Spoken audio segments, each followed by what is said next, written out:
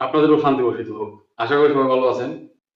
তো ইদানিং অধিকাংশ ভাইয়েরা আমার মেসেজ দিচ্ছেন হোয়াটসঅ্যাপে যে কাতারের ভিসা যাদের এক্সপায়ার হয়ে গেছে এটা রিনিউ করতে ব্রোকার বলতেছে টাকা লাগবে।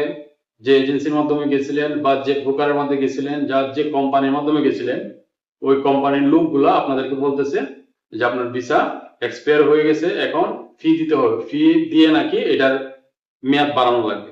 তো আমি আপনাদেরকে টোটালি একটা কথা ক্লিয়ারলি বলি, শুনেন, কোনো ধরনের টাকা লাগবে না, একটা টাকাও লাগবে না, একটা রিয়ালও লাগবে না। আপনাদের ভিসা, যাদের ভিসার মেয়াদ ফেব্রুয়ারি 28 তারিখ পর্যন্ত ছিল বা ফেব্রুয়ারি 28 তারিখের পর থেকে যাদের ভিসার মেয়াদ শেষ হওয়ার কথা, তাদের 1 টাকাও লাগবে না। কাতার মিনিস্ট্রি অলরেডি ঘোষণা দিয়ে দিয়েছে, আপনারা তাদের ওয়েবসাইটেও গিয়ে দেখতে পারেন যে এটা অটোমেটিকলি আপডেট হবে তাদের সিস্টেমে।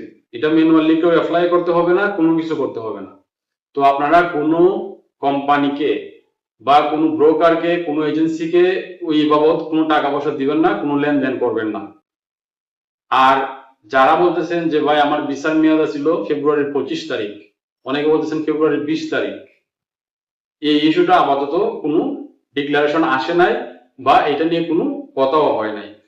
ফেব্রুয়ারি 28 তারিখের পর থেকে মার্চের 1 তারিখ, 2 তারিখ, 3 তারিখ, কারণ আপনারা জানেন যে মধ্যপ্রাচ্যে যে একটা ইরান এবং কাতার, বিভিন্ন মধ্যপ্রাচ্যের দেশে যে একটা যুদ্ধ চলতেছে, এটার কারণে অনেকের ফ্লাইট বাতিল হয়েছে। ওইটার কারণে কাতার সরকার ওই নিয়মটা করছে, যাদের ভিসা আপনাদের ফেব্রুয়ারির 28 তারিখের পরে এক্সপায়ার হওয়ার কথা, মনে করেন যে আপনার 28 তারিখ যাওয়ার কথা ছিল, 28 তারিখ যাইতে পারেন নাই কোনো কারণে, এখন আপনার 1 তারিখ বা 2 তারিখ মার্চের আপনার ভিসাটা এক্সপায়ার, কিন্তু এখন কি করবেন? ওইটার জন্য তার 28 তারিখ থেকে 1 মাস সময় দিছে, ওইটার জন্য কোনো টাকা পয়সা নিবেন না। আশা করি আপনারা আমার কথাগুলো বুঝতে পারছেন।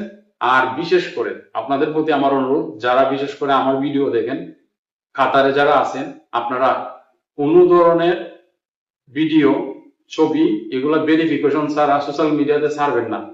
এটা আপনার ক্ষতি হইতে পারে। আপনাকে যদি কাতার পুলিশ বা সিআইডি বা তাদের যে আপনার সাইবার ক্রাইম সোসাইটি আছে বা সাইবার সিকিউরিটি সেক্টর আছে, ওরা যদি আপনাকে কোনোভাবে ট্র্যাক করতে পারে, আপনাকে ধরে দেশে পাঠাইতে পারে, জেলও হইতে পারে। আপনারা জানেন কাতার ভিত্তিক আল জাজিরা নিউজগুলো আপনারা দেখবেন, ওরা যে কোনো বিষয় প্রকাশ করে না।